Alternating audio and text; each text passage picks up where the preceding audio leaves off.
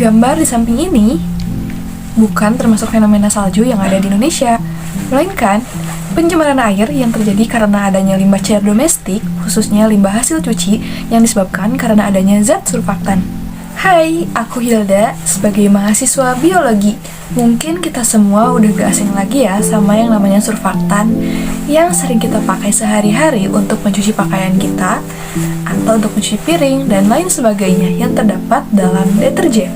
Air limbah hasil cuci yang kita buang ke dalam saluran perairan akan sangat mengganggu biota perairan loh.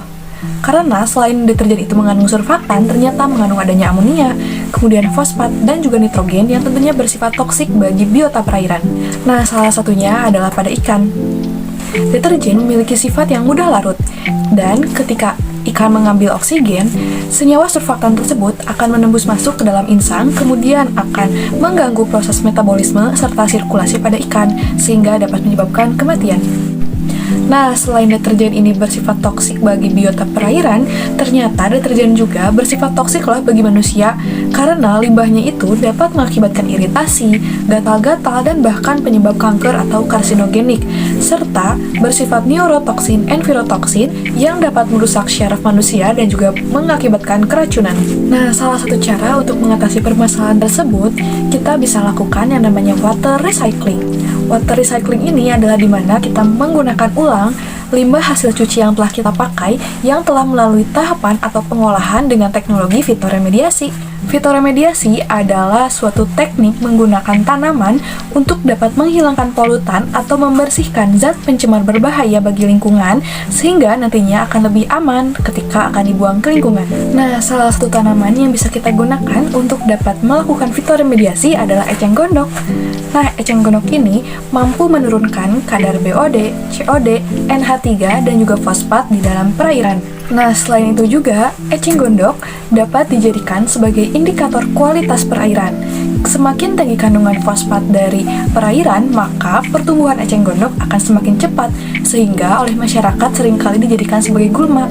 Nah, maka dari itu, kita bisa manfaatkan tanaman tersebut untuk dapat melakukan fitoremediasi. Nah, di sini aku melakukan eksperimen terhadap fitoremediasi air limbah cucian dengan menggunakan eceng gondok.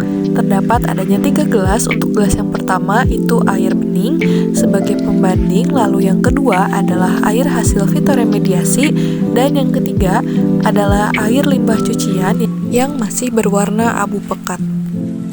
Setelah didiamkan selama kurang lebih 5 jam, terdapat adanya perbedaan yang cukup signifikan terhadap air hasil fitoremediasi. Air hasil remediasi menunjukkan adanya endapan berwarna abu. Hal ini disebabkan karena akar eceng gondok mampu mengikat zat-zat berbahaya seperti surfaktan, nitrogen, fosfat, dan lain sebagainya, yang tentunya sangat berbeda warnanya dengan air limbah cucian yang belum diremediasi. Jika ingin hasilnya lebih maksimal, maka perendaman atau proses fitoremediasi perlu dilakukan lebih lama lagi. Dan ini dia hasilnya ketika sudah direndam selama 1 malam. Air hasil fitoremediasi yang berada di tengah menunjukkan warna yang hampir mirip dengan warna air bersih.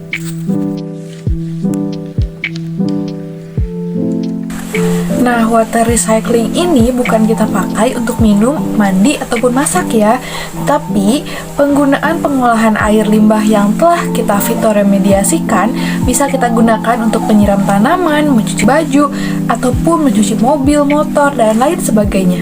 So, itu dia tadi tutorial penggunaan eceng gondok sebagai agen biologi atau fitoremediasi pengolahan air limbah hasil cucian. Yuk mulai jaga lingkungan kita biar lebih bersih dan juga aman.